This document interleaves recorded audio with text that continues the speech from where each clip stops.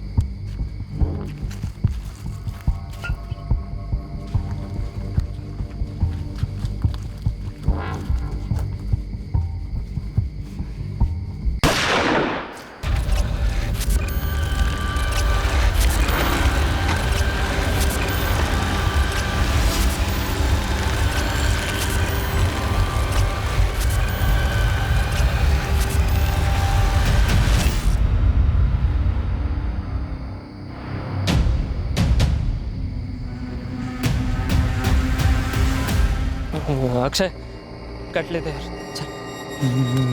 नहीं बे, पुलिस को फोन करते हैं। क्या बक रहा है यार? अरे सही कह रहा हूँ नवीन, हम लोग हर दूसरे दिन यहाँ आते हैं, घूम फिर कर अपने पे ही शक है, लग जाएगी अपनी। ठीक है, कर दे।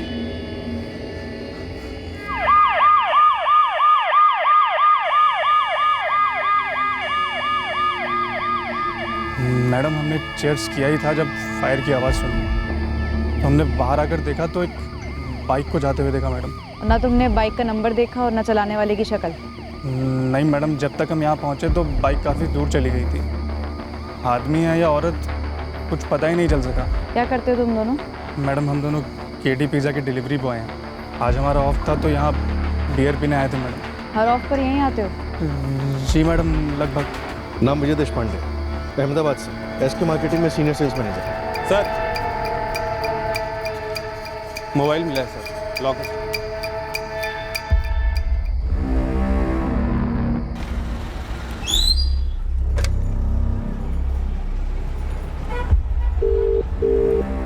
हेलो। हाँ, काम हो गया। ठीक है, बाद में बात करेंगे। बाय। सर इस आईडी पर 2 नंबर्स दिए गए हैं, दोनों ट्राई करते हैं।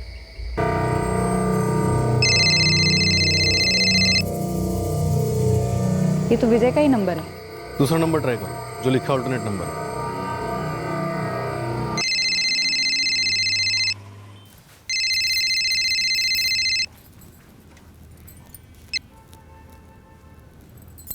हेलो, मैं assistant sub inspector Shweta Chauhan बोल रही हूँ, पंचम नाका पुलिस थाने मुंबई से।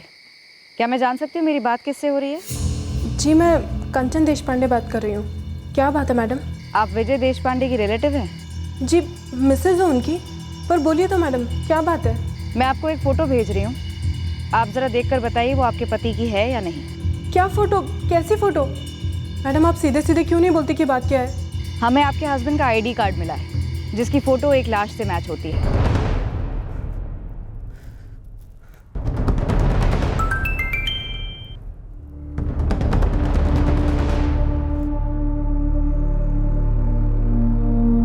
बहू, कहाँ से फोन था? क्या हुआ? कुछ तो बोल। अरे बेटा बोल ना।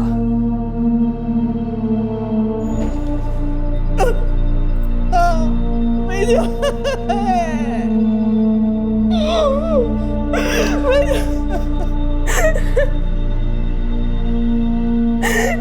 मारा मेरे पति को? किसने मारा इन्हें? अभी तक ये पता नहीं चला है। हमें इनकी लाश घोड़बंदर के आगे खंडर के पास मिली। विजय की कोई मीटिंग थी थाने में। क्लाइंट प्रेजेंटेशन थी इनकी। कुछ शब्द के आसपास बात हुई थी फोन पे। कौन से क्लाइंट के साथ मीटिंग थी? कुछ बताया था विजय ने? मीटिंग के बाद कहाँ जाने वाला था? मीटिंग के बाद सीधे होटल रूम आ गए थे। उसके बाद ही बात हुई थी मेरी। सर, मिस्टर विजय देशपांडे ने 10 जून की सुबह चेक इन किया था। अहमदाबाद से उनके ऑफिस एसके मार्केटिंग ने ऑनलाइन बुकिंग करवाया था और सर अगले ही दिन 11 जून की शाम को उन्होंने अपना की कार्ड रिसेप्शन पर दिया था। चेकआउट किया था? नहीं सर, चेकआउट नहीं किया था। किसी के साथ थे वो? सर मुझे लगता है अकेले थे, क्योंकि सर अकेले ही गए थे बाहर। मुझे कल शाम की सीसीटीवी फुटेज चाहिए। जी श्योर सर, मैं सारा फुटेज एक पेन ड्राइव में डाल के आपको दे देता हूँ। और विजय देशपांडे का रूम भी देखना है। क्लाइंट मीटिंग कितने बजे खत्म हुई? 3 बजे। यस इंस्पेक्टर, थाने में विजय की एक मीटिंग थी। मीटिंग के बाद मेरी उससे बात भी हुई थी। विजय थाने में एक डील साइन करने गया था। ये प्रोजेक्ट वो सिंगल हैंडेड ही मैनेज कर रहा था। 12 जून की सुबह को कॉन्ट्रैक्ट साइन करने के बाद वो अहमदाबाद लौटने वाला था। 11 की शाम को विजय ने किसी पर्सनल मीटिंग की बात की थी? अब सब पर्सनल मीटिंग होती तो हमें बताने की क्या जरूरत थी। विजय हमारी कंपनी का सीनियर सेल्स मैनेजर था। मुझे तो अभी भी यकीन नहीं हो रहा। पूरा ऑफिस शॉक में है।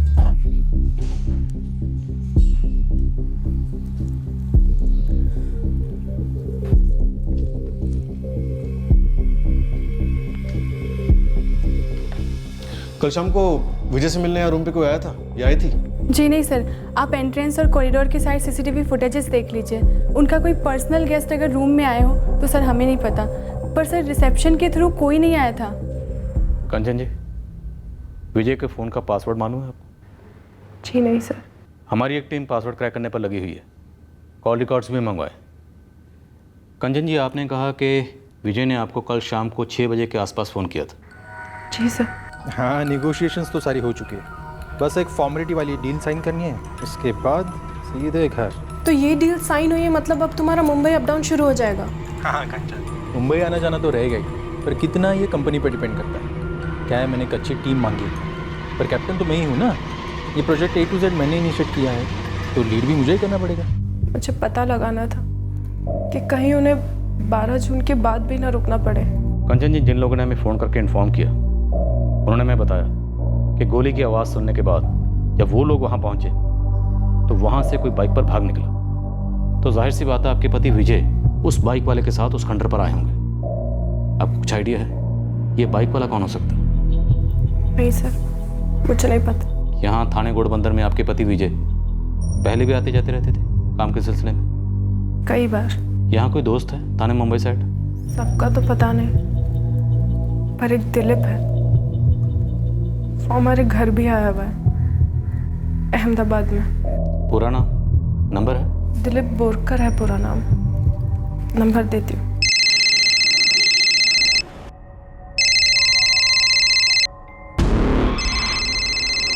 हेलो, दिलीप बोरकर। हाँ जी बोल रहा हूँ। आप कौन? मैं assistant sub inspector Shweta Chauhan बोल रही हूँ, पंचम नाके पुलिस स्टेशन थाने से। क्या हुआ मैडम? विजय देशपांडे दोस्त है तुम्हारा, एसके मार्केटिंग अहमदाबाद वाला? जी हाँ मैडम, बहुत अच्छा दोस्त है। उसका मर्डर हुआ है। क्या? ऐसे कैसे मर्डर? कल ही तो मेरी बात हुई थी विजय से। कल यानी 11 तारीख को? जी हाँ मैडम, 11 जून को शाम को लगभग 5 बजे तो मेरी विजय से बात हुई थी, और आज 12 तारीख की दोपहर को अहमदाबाद वो अपने घर लौटने वाला था। हे भगवान, ये मैं क्या सुन रहा हूँ? और मैडम, कंचन ने भी मुझे इस बारे में कुछ नहीं बोला। दिलीप, तुम कितनी जल्द से जल्द यहाँ थाने पहुँच सकते हो? मेरा ऑफिस BKC में है। समय तो बहुत बुरा ट्रैफिक होगा, आने में तकरीबन 1-1.5 घंटा तो लग ही जाएगा। ठीक है, जल्दी आओ। मुझे पता था विजय की मर्डर की तहकीकात को मेरे दरवाजे पर आना ही आना है, इसलिए मैंने हर कदम बड़ी बारीकी से प्लान किया था, A to Z।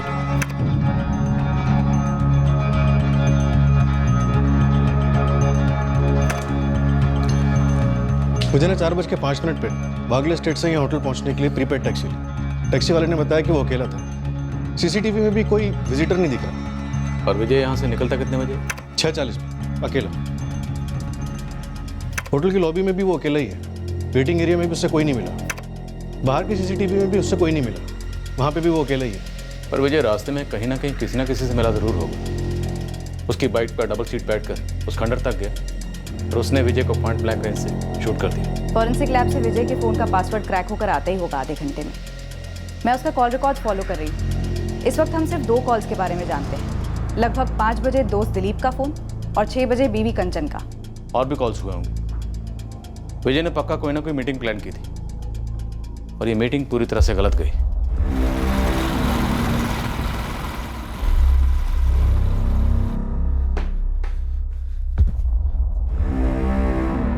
नमस्कार काकी। काका ये सब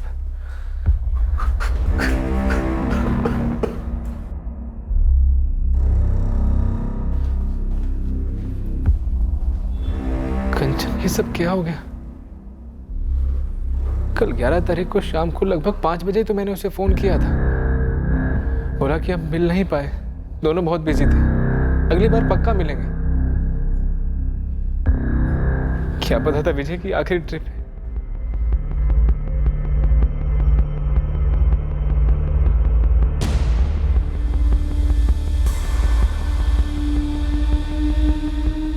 मैं सारे जवाबों के साथ रेडी था। वो सारे जवाब जो उन्हें मुझ पर शक करने का कोई चांस ही नहीं देते। ये दिन मर्डर के लिए काफ़ी पहले तय किया गया था। मैंने विजय को शाम 4:55 को फ़ोन किया।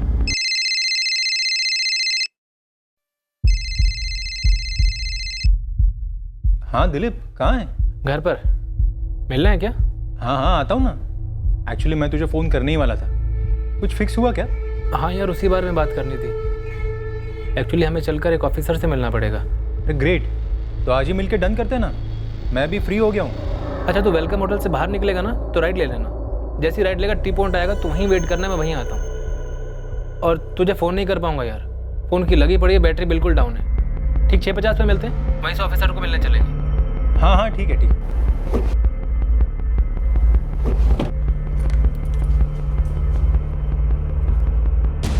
आई, मैं आधे घंटे में आता हूँ। बरं जाऊन ये। मेरी प्लानिंग ही ऐसी थी कि एक भी ऐसा सुराग पीछे छूटने वाला नहीं था जो पुलिस को मुझ तक ला सकता। मेरे बयान के अलावा पुलिस के पास और कोई बयान नहीं होने वाला था। विजय अपनी कहानी सुनाने जिंदा ही नहीं होता ना। सर 10 तारीख को हमारी बात हुई, हम दोनों बिजी थे। 11 को भी बात हुई, हम तब भी बिजी चल रहे थे। तो हमने डिसाइड किया कि उसके अगले मुंबई ट्रिप पर मिलेंगे। मुझे पता था कि मेरे कॉल रिकॉर्ड्स पुलिस वाले खंगालेंगे।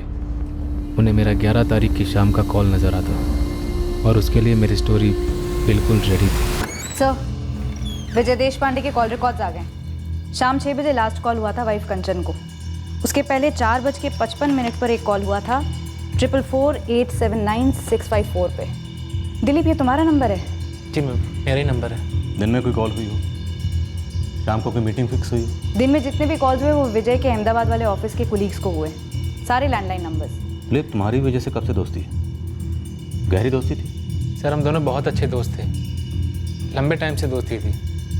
सर मैं तो अहमदाबाद में उसके घर पर भी रह चुका हूँ, उसकी पूरी फैमिली को बहुत अच्छे से जानता हूँ। सर दरअसल विजय अपनी वाइफ कंचन के लिए कोई सरकारी नौकरी तलाश रहा था। मैं भी उनकी जॉब के लिए ट्राई कर रहा था। विजय की किसी से कोई दुश्मनी? नहीं सर, ऐसा कुछ भी नहीं है। कम से कम जितना मैं जानता हूँ सर, मैं ऐसे किसी को नहीं जानता हूँ जो विजय को इस तरह मार डालेगा। साहब वैसे तो मेरे बंदे सुपारी मार्केट को टटोल रहे हैं, लेकिन उसके लिए भी कोई एंगल होना ज़रूरी है। एंगल मिलेगा गुरु, हम ढूंढ रहे हैं। साहब एक बड़ी अजीब बात है, मारा सही इस विजय को, लेकिन इसकी पहचान मिटाने की कोशिश नहीं की गई। ना ही इसका चेहरा बिगाड़ा गया, ना ही इसका मोबाइल ले गया, ना ही इसका वॉलेट ले गया हत्यारा। हाँ, ये बात सबसे पहले हमारे जहन में भी आई थी। चोरी और लूट का एंगल तो लगभग बनता ही नहीं है, पर एक बात पक्की लग रही, विजय को उस खंडर तक लेकर आया गया सिर्फ उसका मर्डर करने के लिए। अब पुलिस वाले मेरे फ़ोन रिकॉर्ड्स मंगवाएंगे, लोकेशन रिकॉर्ड्स निकलवाएंगे, लेकिन मेरे फ़ोन के ज़रिए इन्हें मैं विजय के मर्डर प्लेस के आसपास भी नहीं दिखूंगा। कैसे दिखूंगा? काम के वक्त मैं अपना मोबाइल तो अपने घर पर छोड़कर आया था।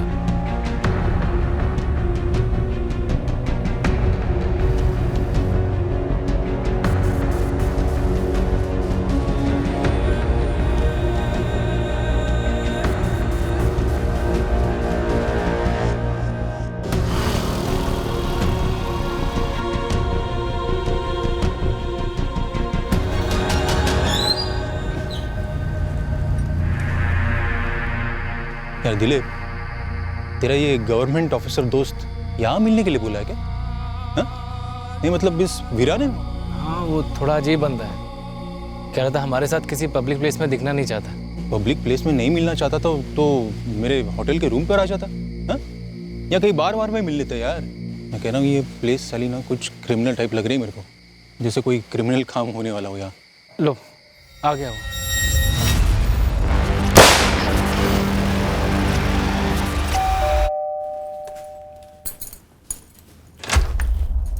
अरे वाह, मुझे नहीं पता था कि तू इतना जल्दी आएगा।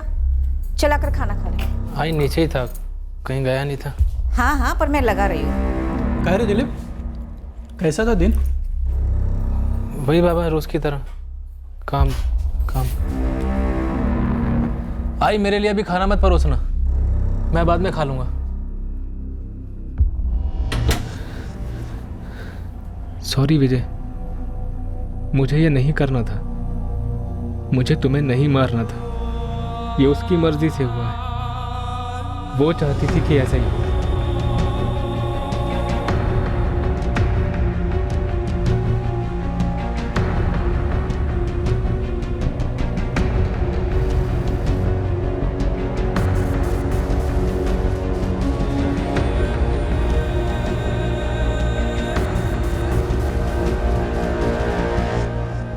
विजय की ना तो ऑफिस में किसी से अनबन थी और ना ही किसी क्लाइंट से कोई बैर। बाहर भी कोई लफड़ा वगैरह नहीं था।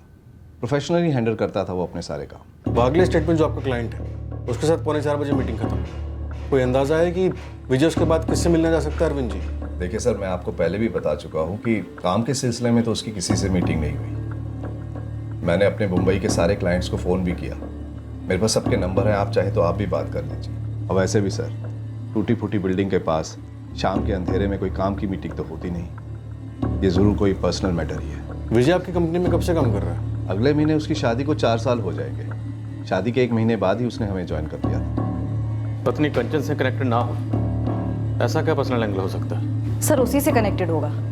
मैंने विजय के दोस्त दिलीप बोरकर के कॉल रिकॉर्ड्स मंगवाए हैं। पत्नी कंचन और दोस्त दिलीप, इन्हीं दोनों की आखिरी बार बात हुई थी विजय से। और क्या बात हुई थी हमें उतना ही पता है जितना दिलीप और कंचन ने हमें बताया। अब विजय तो रहा नहीं अपने तरफ की कहानी सुनाने के लिए।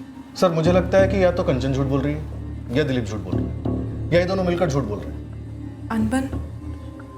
जी नहीं मैडम, हमारा सब कुछ बहुत अच्छा चल रहा था। 4 साल हो गए आपकी शादी को, आप लोगों ने बच्चे नहीं किए। ये हमारा निजी फैसला था मैडम। विजय को अपनी जॉब में एक पोजीशन हासिल करनी थी। उससे पहले वो फैमिली नहीं शुरू करना चाहते थे। बच्चा कभी करना है, ये तो उन दोनों के बीच की प्राइवेट बात थी सर। उल्टा मैंने तो उन दोनों से ये कहा था कि ये मामले में देर मत करो, जल्दी कर लो। आपकी बहू कंचन का कहना है कि अभी बच्चा ना करने का फैसला पूरी तरह से आपके बेटे विजय का था। वो अपने काम में कोई पोजीशन हासिल करना चाहता था। नंदलाल जी, कविता जी, क्या ये बात सही है? इंस्पेक्टर साहब, कहीं आप ये तो नहीं कहना चाह रहे हैं कि कंचन ने ही विजय को कुछ कर दिया? ये क्या अनाप शनाप बक रहे हैं आप? मेरी बेटी अपने पति को मरवाकर भरी जवानी में अपनी जिंदगी बर्बाद करेगी? अरे दोनों की रजामंदी से सारे कुंडली वुंडली मिला के ये रिश्ता तय हुआ था, और फिर 4 साल में एक बार भी कंचन ने किसी अनबन के बारे में बात नहीं की। देखिए, हम सवाल कर रहे हैं, जो भी सही जवाब है आप दे सकते हैं। कंचन विजय के साथ बहुत ही खुश थी, समझे आप? और ये जो आप बच्चा न करने की बात उछाल रहे हैं, ऐसी कोई बात ही नहीं थी। आप बेकार में ये अनुमान लगा रहे हैं कि कंचन ने इस बात को लेकर कुछ कर दिया होगा। अरे कोई अपने पैरों पे कुल्हाड़ी खुद क्यों मारेगा? बैठे बैठे अपना घर बर्बाद क्यों करेगा? Medical problem? जी नहीं मैडम, हमें कोई मेडिकल प्रॉब्लम नहीं थी। और सुनिए, बात कुछ ज़्यादा ही पर्सनल होती जा रही है। पर्सनल होना पड़ता है मैडम। आपके पति का मर्डर हुआ है, वो भी पहले से प्लानिंग के साथ। मैंने कोई प्लानिंग नहीं की है। मैंने नहीं मरवाया अपने पति को। दिलीप बोरकर को शादी से पहले से जानती हो तुम? दिलीप को? जी नहीं मैडम, मैं तो उसे ठीक से जानती तक नहीं हूँ। वो विजय का पुराना दोस्त है और बस उसकी मदद कर रहा था। तुम्हें सरकारी नौकरी दिलाने में? विजय चाहता था कि मैं सरकारी नौकरी करूं, और उसे लगा कि दिलीप मदद कर सकता है। हेलो, सब इंस्पेक्टर काले बोल रहा हूँ। हाँ जी काले साहब, कहिए। तुमसे दोबारा से बात करनी थी। पूछिए। थाने आ सकते हो अभी? अभी?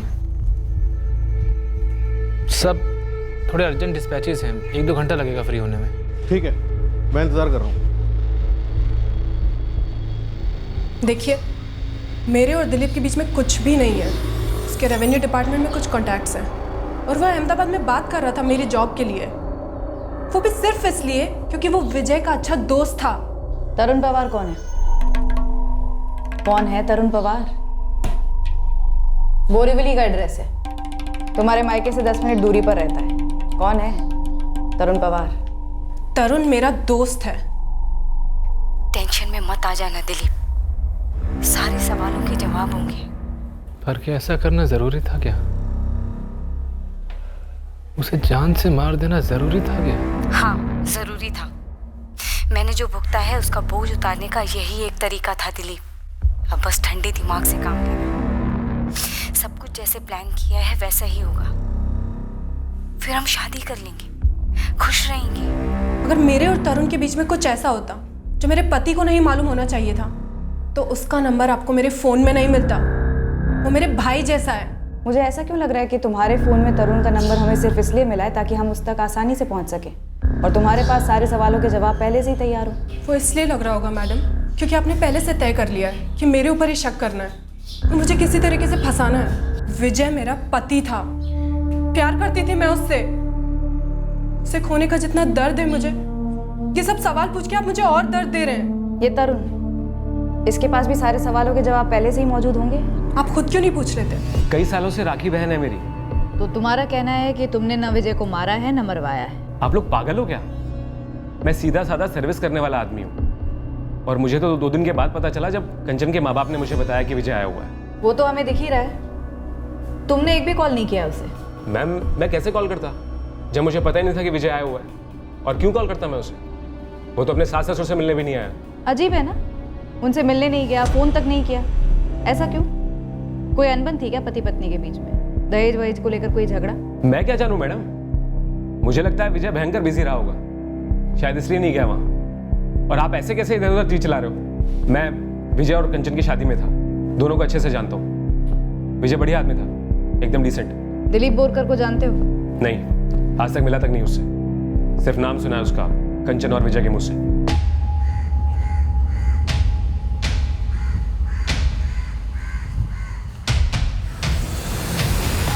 बाइक है तुम्हारे पास? जी सर। विजय के हत्यारों के पास भी थी बाइक।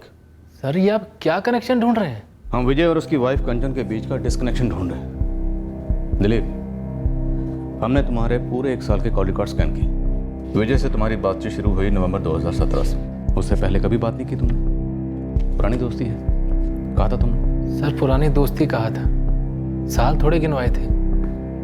अब नवंबर 2017 से दोस्ती शुरू हुई तो बातचीत भी तभी से शुरू हुई होगी ना सर। और इतने कम वक्त में तुम्हारी इतनी गहरी दोस्ती होगी कि तुम उसकी बीवी के लिए सरकारी नौकरी ढूंढ रहे थे। सर कुछ दोस्तियां होती हैं ऐसी जो कम समय में बहुत गहरी हो जाती हैं। हम दोनों की ट्यूनिंग सही थी सर, एक दूसरे से अक्सर मिलते रहते थे, एक दूसरे के घर भी जाते रहते थे। विजय मुंबई में है, मैंने उसे तुम्हारा कांटेक्ट दे दिया है, वो तुम्हें फ़ोन करेगा। उसके बाद आगे तुम्हें बात बढ़ानी है। ठीक है, तुम ये कर सकोगे दिलीप, बस हौसला पक्का कर लो, कॉन्फिडेंट रहो। तुम्हें उसके साथ दोस्ती बढ़ानी है, उसका कॉन्फिडेंस जीतना है। Okay sir. नवंबर 2017 को हमारी दोस्ती हुई, बातचीत शुरू हुई। फिर एक दिन विजय ने कंचन के जॉब के बारे में जिक्र किया। उसने पूछा मुझसे कि क्या कंचन को गवर्नमेंट सेक्टर में जॉब मिल सकता है। तुम्हारी और विजय की दोस्ती हुई और उसने इसलिए पूछा क्योंकि तुम रेवेन्यू डिपार्टमेंट में काम करते हो। इसीलिए पूछा। और सर मैं वैसे भी अहमदाबाद की ब्रांच में कुछ लोगों को जानता हूँ और कंचन को वहीं जॉब चाहिए था।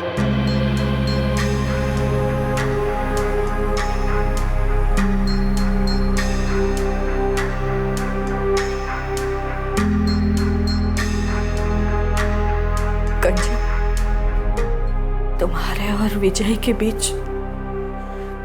सब ठीक था ना? आई, ये आप कैसी बातें कर रही हैं? हम आप भी मुझ पर शक करेंगी?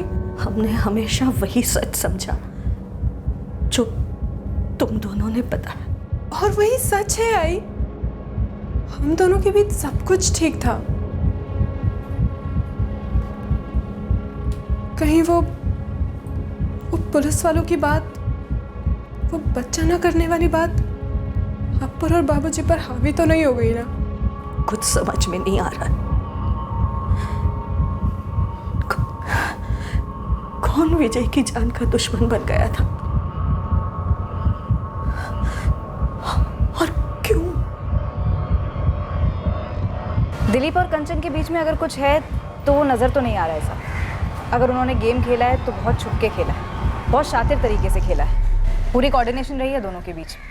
परफेक्ट मर्डर तो हो नहीं सकता, कोई ना कोई सुराग छूटना ही छूटना है, बस सिर्फ हमारी पकड़ में आना बाकी। विजय और कंचन की शादी को 4 साल हुए।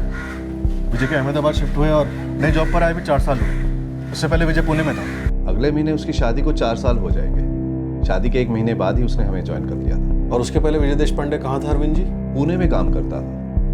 वहाँ से शिफ्ट करने के बाद उसने हमें ज्वाइन किया। तुम्हें लगता है हमें विजय के अतीत में खोदना चाहिए, और वहाँ कंचन का क्या मिलेगा? और ये दिलीप, ये तो नवंबर 2017 में विजय को मिला था। आप सही कह रहे हैं सर, शायद विजय के अतीत में कुछ ना मिले, पर शायद कि दिलीप भी झूठ बोल रहा हूँ। दिलीप भले ही झूठ बोल रहा हो, लेकिन फिर भी 4 साल पहले विजय से उसका क्या कनेक्शन होगा जब विजय पुणे में था? शायद दिलीप पहले वहाँ पोस्टेड हो, कुछ हुआ हो जो दिलीप छुपा रहा, घुमा रहा। नहीं सर, दिलीप का बैकग्राउंड चेक किया, जब से उसने रेवेन्यू डिपार्टमेंट ज्वाइन किया है वो बीकेसी में ही पोस्टेड है। और उसकी वाइफ कंचन बोरीवली की है, यहीं मुंबई की। शायद पुणे में कुछ मिलने के चांसेस ना के बराबर है। मुझे बस ऐसे ही लगा क्योंकि विजय पहले पुणे में था। रत्ना पर लग रहा है तो एक बार चेक कर ही लो, क्योंकि ना करने से तो अच्छा है चेक करके तसल्ली कर दे। एक बात थी जो विजय के माँ बाप ने हमें बताई ही नहीं, और ना ही वो बात अब तक की तहकीकात के दौरान सामने आई। इस बात का ताल्लुक विजय और कंचन की शादी से था, और ये बात कंचन के माँ बाप ने भी नहीं उठाई थी। शायद उन्हें इस बात के बारे में पता ही नहीं था, भनक तक नहीं थी।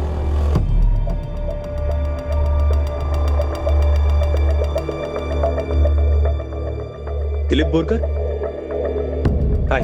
जी, आप विजय देशपांडे राइट? हाँ जी, हाँ जी। चलिए कॉफी शॉप में बैठे।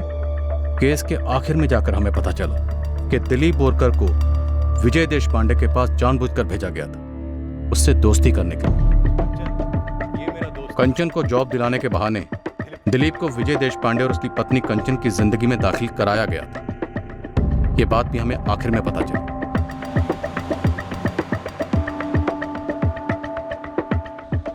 पुणे में अतीत को खोद निकालना रूटीन एक्सरसाइज थी तहकीकात, पर हमें कोई आइडिया नहीं था कि इस जुर्म की जड़ यहीं थी, पुणे में। आई, आपने मुझे पहले कभी कुछ बताया क्यों नहीं? नहीं, विजय ने कभी कुछ कहा? यकीन करो, हमने सपने में भी नहीं सोचा था कि ये भला ऐसे फिर पलट कर लौटेगी। तुम मुझसे शादी नहीं करना चाहते? तुम ये कैसी बातें कर रहे हो दिलीप? अब मैं तुमसे शादी नहीं करना चाहता। तुम मेरे साथ ऐसा नहीं कर सकते दिलीप। नम्रता, मैं अब जब कंचन को देखता हूँ ना तो सोचता हूँ कि क्यों ऐसा हुआ ही क्यों? दिलीप, तुम यूं अचानक कंचन के साथ हमदर्दी नहीं जता सकते। हमदर्दी तो मैं तुम्हारे साथ भी नहीं जता सकता नम्रता। ये जो मैंने किया है, जो तुमने मुझसे करवाया है, इसके बाद मैं ज्यादा दूर तक नहीं भाग सकता हूँ, और तुम भी ज्यादा दूर तक नहीं भाग पाओगे। दिलीप, हम बहुत दूर चले जाएंगे, बहुत दूर। तुम पैनिक मत हो, हड़बड़ाओ मत, सब कुछ सही चल रहा है। कुछ सही नहीं चल रहा है नम्रता, तो कोई पैनिक नहीं है, कोई हड़बड़ाहट नहीं। नम्रता, हम दोनों एक अंधी गली में घुस आए हैं। विजय की इसमें कोई गलती नहीं थी, अपने एक मासूम की जान ली है। विजय मासूम नहीं था दिलीप, वो गलत था, और उसका मरना बहुत जरूरी था। उसका मरना जरूरी नहीं था नम्रता, मैं तो उसको जानता भी नहीं था। तुमने मुझसे उसका खून करवाया। तुम्हें आइडिया नहीं है मैं तुमसे कितना प्यार करता हूँ। तुम्हारे लिए मैं अपनी जान तक दे सकता हूँ। मुझे तुम्हारी जान नहीं चाहिए। तो फिर हाँ कर दो, हम शादी कर लेते हैं। मैं शादी के लिए तैयार हूँ दिलीप, लेकिन उससे पहले मेरी एक शर्त है। तुम्हारे लिए तो मैं कुछ भी कर सकता हूँ। किसी को मारना पड़े। ये कैसी शर्त है?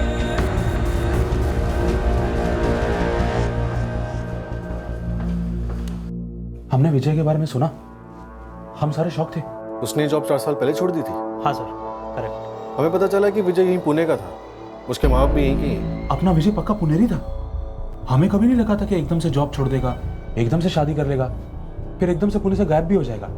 तो कुछ ऐसा हुआ था जो एकदम से उसने पुणे छोड़ दिया? नहीं, दरअसल मैंने उससे पूछा भी था सर।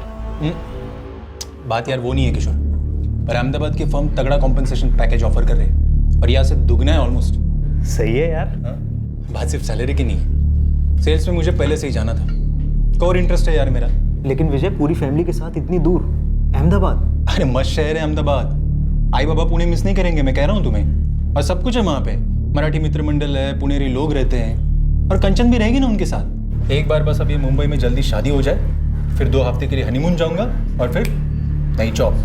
पर कोई ठोस कारण नहीं बताया उसने सर। हम सभी विजय का मर्डर डिस्कस कर रहे थे। मर्डर जैसी चीज हमेशा ऐसे ही लगता है कि किसी दूसरे के साथ होगी, जैसा कि क्राइम पेट्रोल में दिखाते हैं, पर इसे तो हम सब जानते थे करीब से। तो क्या डिस्कस किया आपने? सर सच कहूँ तो हम सबको ऐसा लगता है कि ये जो कुछ भी हुआ विजय का मर्डर, इसका उसकी वाइफ के साथ कोई वास्ता हो सकता है सर। तो खास कारण ऐसा सोचने के लिए आप लोग कंचन को पहले से जानते हैं? नहीं, वह शादी में मिले थे, लेकिन विजय ने कंचन से शादी क्यों की ये बात हम सबकी समझ के बाहर थी, क्योंकि नम्रता से तो उसकी एंगेजमेंट भी हो चुकी थी सर। नम्रता? कौन है नम्रता? यहीं पुणे की है? जी यहीं की है, यहीं ऑफिस में काम करती थी। विजय और उसका रोमांस 2 साल तक चला, फिर एंगेजमेंट भी हुई। इस नम्रता का कोई एड्रेस, कॉन्टैक्ट नंबर कुछ है? मैं तुमसे शादी नहीं करना चाहता हूँ नम्रता, कभी नहीं। हमारी शादी तो होकर रहेगी, और अब जो तुमने मेरे लिए इतना कुछ कर दिया है तो मैं तो तुम्हारी ऋणी हो गई। एप्लीकेशन बनती है मेरी तुम्हारी तरफ। नम्रता, तुमने मुझे खूनी बना दिया है, खूनी। पुलिस मुझसे पूछताछ कर रही है कि क्या पहले कभी पूना गए हो, या कभी तुम्हारा पुणे में कुछ काम रहा है। मतलब वो लोग मुझ पर शक कर रहे हैं नम्रता, पर पुणे में विजय का बैकग्राउंड खंगाला जा रहा है, और तुम तक पहुंचने में भी उन्हें अब देर नहीं लगेगी।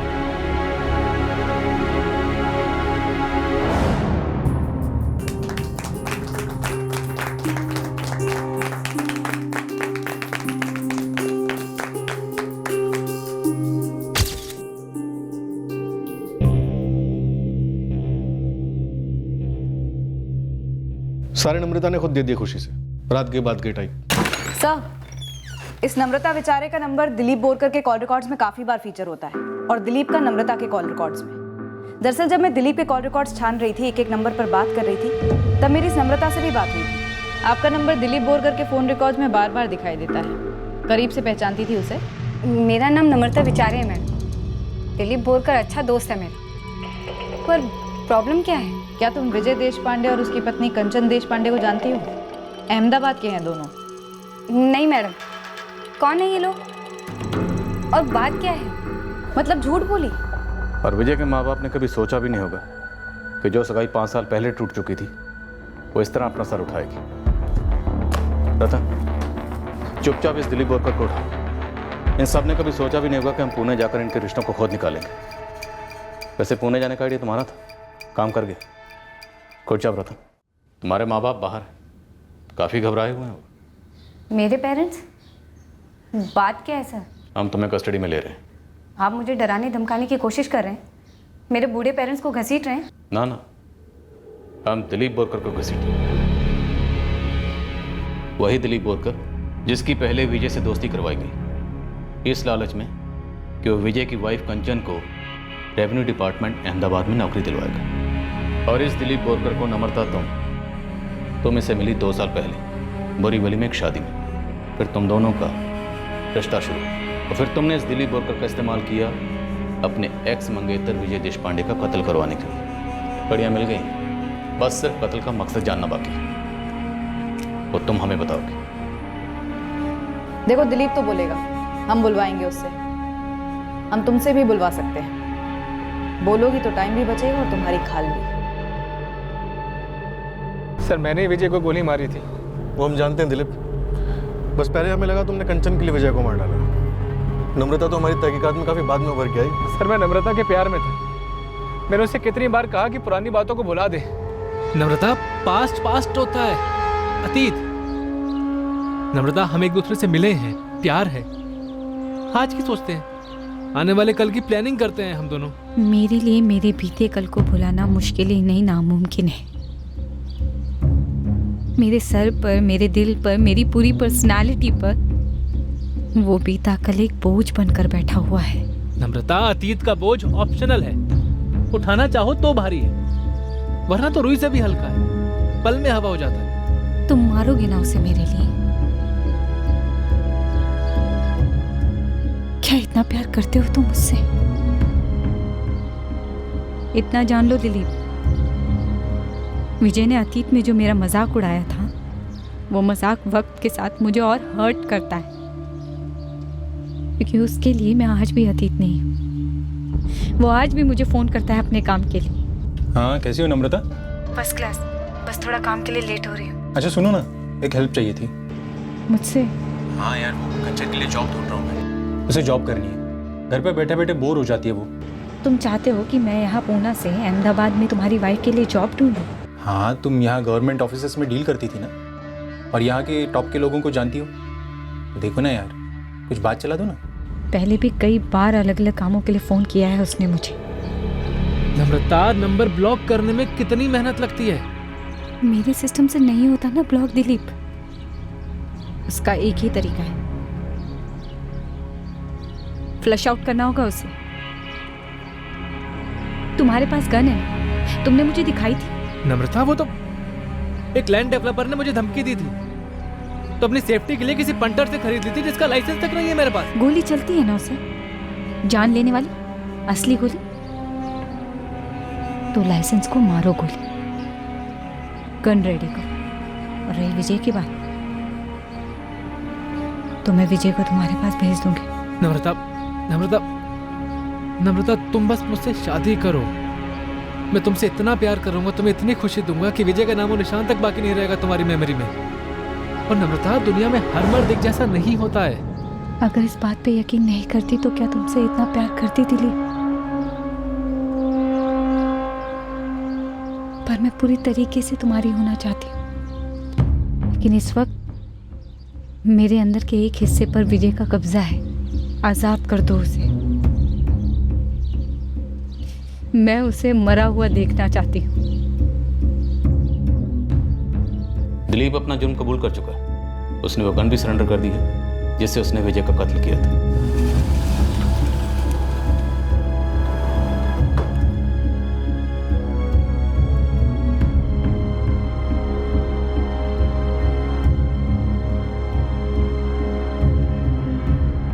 हजारों लाखों सगाइयाँ टूटती हैं, ब्रेकअप्स होते हैं।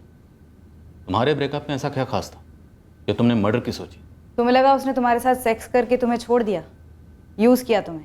सेक्स करने के बाद आगे नहीं बढ़ना चाहता था तो भी मैं समझ जाती। प्यार खत्म हो गया होता तो भी मैं समझ जाती। एक बार सामने से आके तो कहता कि अब नहीं करता प्यार। लेकिन 1 to 1 तो बात हुई ही नहीं। सारी दुनिया की सुनी उसने, खुद की कभी। क्या सुनी लोगों की, और तुम्हारी क्या नहीं सुनी?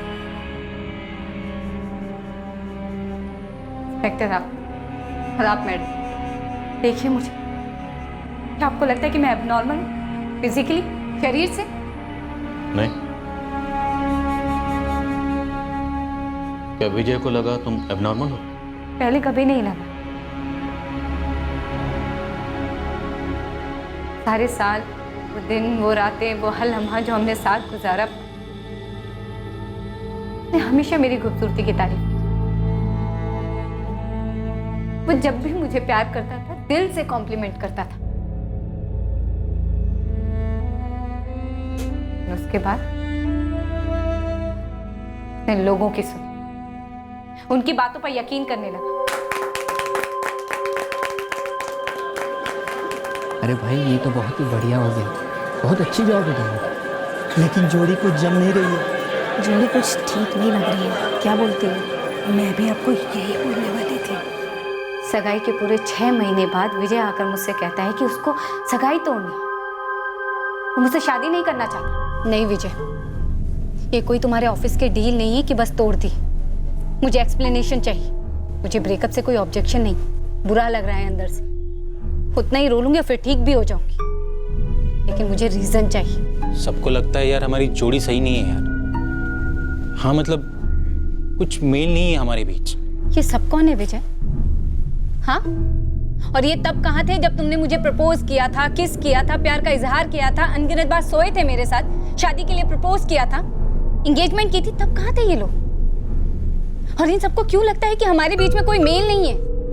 हाइट। क्या? नम्रता यार, तुम मेरे हाइट के मुकाबले बहुत ज्यादा छोटी हो। Are you serious? तुम्हें सच में हमारी हाइट डिफरेंस से दिक्कत है? यार सब लोगों को हम दोनों अच्छे नहीं लगते यार, हमारी जोड़ी अच्छी नहीं लगती, और फिर इसलिए मैंने डिसाइड कर लिया हम आगे नहीं बढ़ते। आगे नहीं बढ़ते? क्योंकि मैं हाइट में छोटी हूँ, सिर्फ हाइट के कारण? नम्रता ये सिर्फ नहीं है, जो लोग एंगेजमेंट में आए थे ना वो बुजुर्ग लोग हैं, दुनिया देखी उन्होंने, सभी लोगों को लगा ये ऊंचाई का फर्क सही नहीं है, सभी लोगों के जुबान पे बस एक ही बात थी, ये जोड़ी ठीक नहीं है। मतलब मैं 4 फुट 10 इंच हूँ तो शादी के लिए डिस्क्वालीफाई करती हूँ? तुम्हारे प्यार के काबिल नहीं, कुछ इंचेस छोटी पड़ती हूँ। और इन सबको किस बात का डर है विजय? हाँ, कि कल को हमारे बच्चों की हाइट मुझ पर न चली जाए? शॉर्ट हाइटेड होना पाप है क्या? और अगर उन्हें तुम्हारी हाइट मिल गई तो? देखो नम्रता, मैंने इस सब के बारे में काफी सोचा है। तुमने तुम्हारे सब की बातों को काफी सही सोचा है। काफी सही है ना वो? हाँ, सही है सब। एक आंसू नहीं निकला, एक शब्द नहीं निकला सर। बचपन से क्या क्या नहीं सुना मैं, कैसे कैसे ताने नहीं सुने, टेढ़ फेट, बॉन्साई, पिग्मी, हिंगड़ू, पता नहीं क्या क्या। मैंने हमेशा अपनी काबिलियत पर ध्यान दिया, अपने कॉन्फिडेंस को बढ़ाया और आगे बढ़ी। फिर जब प्यार हुआ तो सारे ताने, बचपन का सारा दर्द मान लो सेकंड में गायब हो। हर मैं इतनी ऊंची हो गई कि मेरी हाइट ने मुझे कभी छोटा महसूस करने ही नहीं दिया। और फिर ये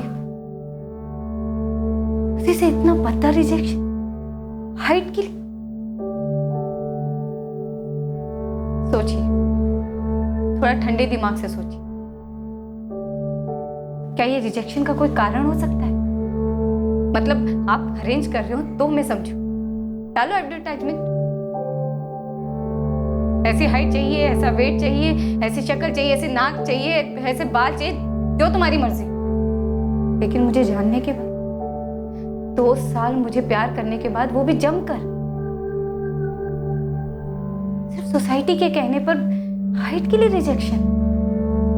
सॉरी, ये मेरे लिए सबसे भद्दा मजाक था, ना भरने वाला घाव। घाव को भरने का सिर्फ एक ही तरीका था,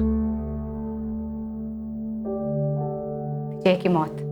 और दिलीप बोरकर, वो तो तुमसे सच्चा प्यार करता था ना, उसके घाव के बारे में सोचा तुमने जो तुमने उसे दिया? खूनी बनने का घाव, ब्लैकमेलिंग का घाव, विजय को मारो वरना मैं तुम्हारी नहीं हो सकती। क्या ये भद्दा मजाक नहीं था सच्चे प्यार का? आप नहीं समझेंगे शायद।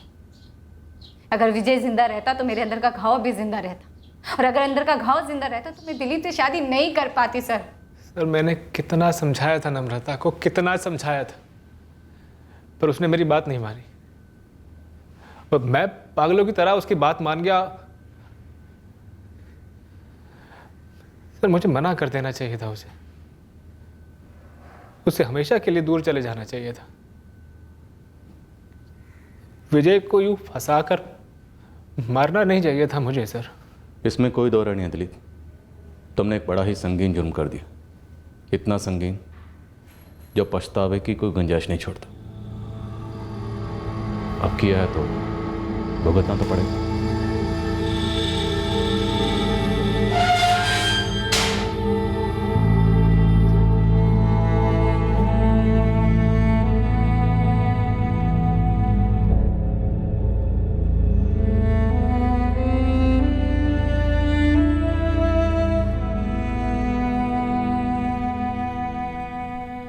हाँ, शादी ब्याह के मामले में गुणों के मिलने के अलावा शारीरिक पहलू भी देखे जाते हैं।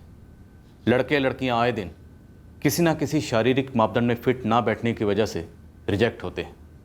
क्या ये सही है या गलत, यह कहना एक धुंधला सा ग्रे एरिया है, पर रिजेक्शन ना, नकारे जाने का कोई भी कारण हो, ज़रूरत है कि रिजेक्ट हुआ लड़का या लड़की इस रिजेक्शन के कारण के परे सोचे। फिर वो कारण चाहे जो भी हो, किसी ने कोई शारीरिक टिप्पणी की, इंसल्ट की, मजाक उड़ाया, तो दर्द होता है, बहुत दर्द होता है, कॉन्फिडेंस छन्नी हो जाता है। पर हमारी आत्मा, हमारी चेतना शरीर के परे है, उसे इस नफ़रत और बदले की गिरफ्त में कतई नहीं आने देना चाहिए। फिर मिलेंगे एक और नए केस के साथ। क्राइम पेट्रोल सतर्क। जय हिंद।